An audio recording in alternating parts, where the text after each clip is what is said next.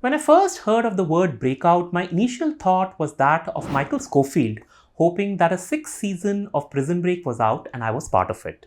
But when Kunal started explaining it to me in his technical analysis lingo, I noticed I wasn't very far off.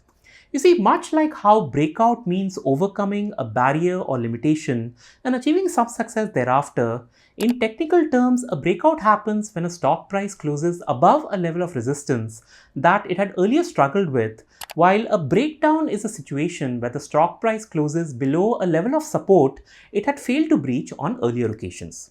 This video is my attempt as a total beginner to understand these basics and how this can be used in improving one's investing decisions and probability of success. This research was done by Kunal, and if you have any questions, please do address it to him in the comments box below. Let's begin.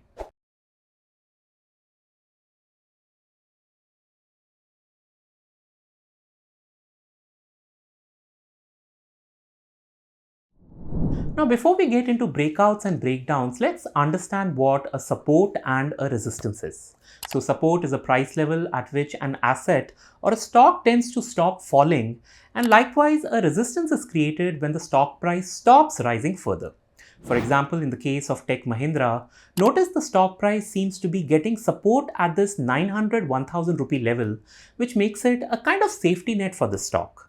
On why that is the case, it's not always easy to pinpoint a particular factor, but typically a support level can be influenced by factors like demand and supply, the stock's dividend payout, fundamental analysis like saying that a certain stock should ideally be at a particular price to book ratio, and most definitely investor psychology, which can be as weird as saying the stock cannot go below 1000 rupees because it's a round number, or saying something like the price of stock X cannot be higher than stock Y under any circumstance.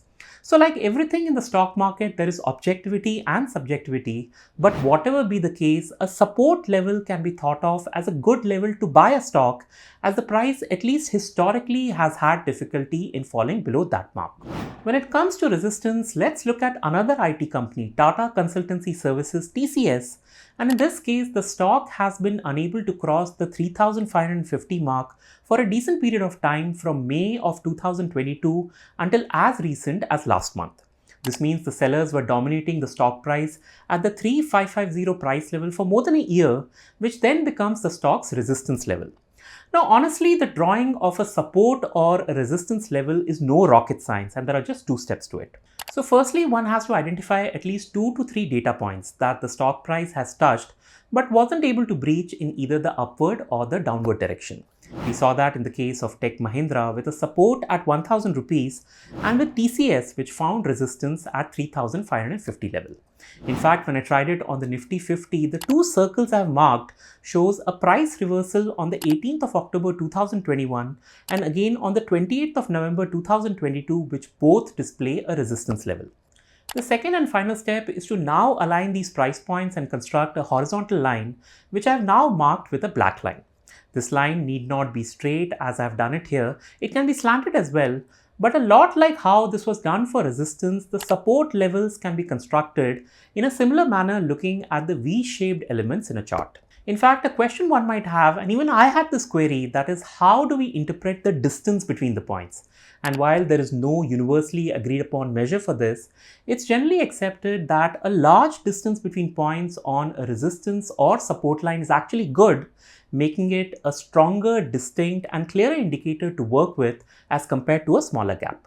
To sum this up, and conceptually, the level of support and resistance are synonymous with the sentiments of buyers and sellers, and very simply, if the sellers are more than buyers, then they will stop them from taking the price higher, creating an area of resistance, and if the buyers are more, then likewise they'll create a support area, stopping the sellers from taking the price further down. Okay, now that we have this foundation, let's look at what a breakout and a breakdown is and why it happens. Actually, let's go back to TCS, and between April of 2019 and September of 2020, the price of this stock never went above the big red line I've marked, which also represents its resistance level. In other words, the sellers dominated the TCS stock price for more than a year, but on the 7th of September, the price did close above its resistance zone for the very first time. Now, this might sound to you like a very small event, but picture this like a war between Skynet and the resistance. So, on one side are the buyers, the T-600s and Arnold Schwarzenegger, who've been fighting to cut through the line for many months. And on the other side is John Connor, who's been repeatedly saying, "This is John Connor.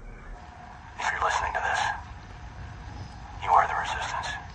I'm sure there are a few more Terminator movies lined up, but Skynet did win the battle on the 7th of September, and since the TCS price did close above its resistance level, this is technically called a breakout. On the contrary, if the price had closed below its support level, like what we recently saw with HDFC Bank, then this downward movement below the blue line is called a breakdown.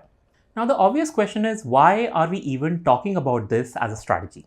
And the simple answer is breakouts are seen as a sign of strength and are potentially a buy signal, while breakdowns are considered a sign of weakness and probably a sell signal. So if you have not been using this technical analysis indicator before making your buy or sell decision, then do give it a shot. And if you want some help with this, then Fisdom's in-house research team shares a couple of these stock picks on a weekly basis with detailed technical calls and chart analysis. For example, this one here is for the week starting 16th of October. So this week, and it features calls on Tata Motors and Bharat Forge. The literature here offers a target price, a stop loss, some basic fundamentals, and of course a detailed technical outlook, which also includes an open interest study and an F&O strategy. If you want these calls delivered to you every Monday via email, then do subscribe to the newsletter, and as always, the link is available in this video's description. Okay, now that I've learned all this new stuff, I was very excited to buy on every breakout and sell on every breakdown. And just as I was about to execute a few orders, Kunal, like our friend John Connor, popped up from nowhere and said, "Wait! And that's because apparently there is something called a fake breakout and a fake breakdown, which needs to be confirmed before executing any trade. Now, this part is important, this confirmation part, and I'm sorry to say a few videos I've gone through aren't even talking about this, but this is how Kunal thinks it needs to be done. So let's understand this better. Also, for the sake of publicity, we'll be learning this purely on the basis of a stock's price movement, although this can be supplemented with a few other indicators like volume, RSI, moving averages, etc.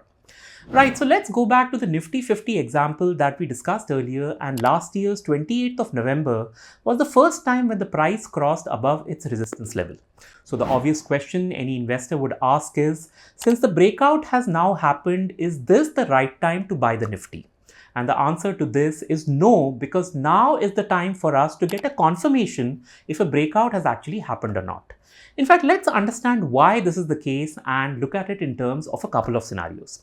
So scenario 1 is where the breakout did happen in the week of 28th of November, but then the very next week we see that the price actually reversed and the Nifty has closed below the resistance level. In simple terms, the fight which I talked about between the buyers and the sellers was always on, and in this scenario, the sellers were more dominant and they were able to bring down the price, which led to what we call as a false breakout. The second scenario is what happened in the week of June 12th of this year, when the Nifty 50 again surpassed the previous resistance level after a gap of 6 months. And what we see in the next week is that while the price again reversed, this time it didn't close below the resistance level but stayed above it. Again, when we look at it from a fight situation, it seems the sellers were punching down the price while the buyers continue to show some fight, which essentially means we should be waiting for some more time to be sure of the situation and to receive a confirmation of whether the breakout was successful or not. In this context, when we look at the next candle, that is the one for the week starting June 26th, we see that the Nifty 50 has moved up and has closed above the high of its June 12th breakout candle, which implies strength, and it means the buyers have taken full control of the market and that the sellers around the resistance level have exited the market. This is what we mean by confirmation. That is, a breakout happens, you retest it, and only once you receive a positive confirmation, you enter the market. It's a very crucial step because for a majority of trades, the stock will test the level it has broken after a couple of days, so always be prepared for it. In fact, I want you to look at another related scenario, and this is for the period from November of 2010 until March of 2014, so almost 3.5 years, when the Nifty 50 faced resistance at around the 6,350 levels. But on the week of March 1st, 2014, the Nifty did close above that level, leading to a nice green breakout candle.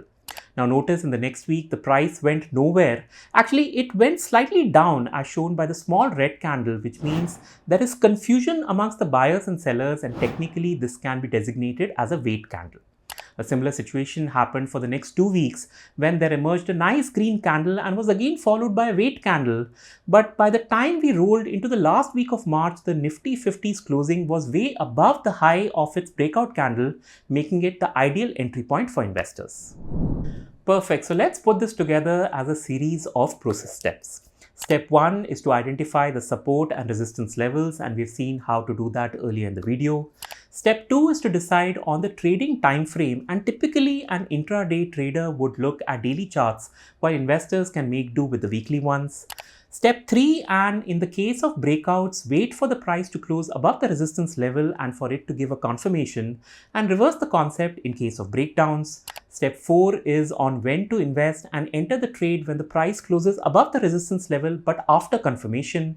And step 5 is something all traders will tell you, that is, don't forget to book partial profits from time to time.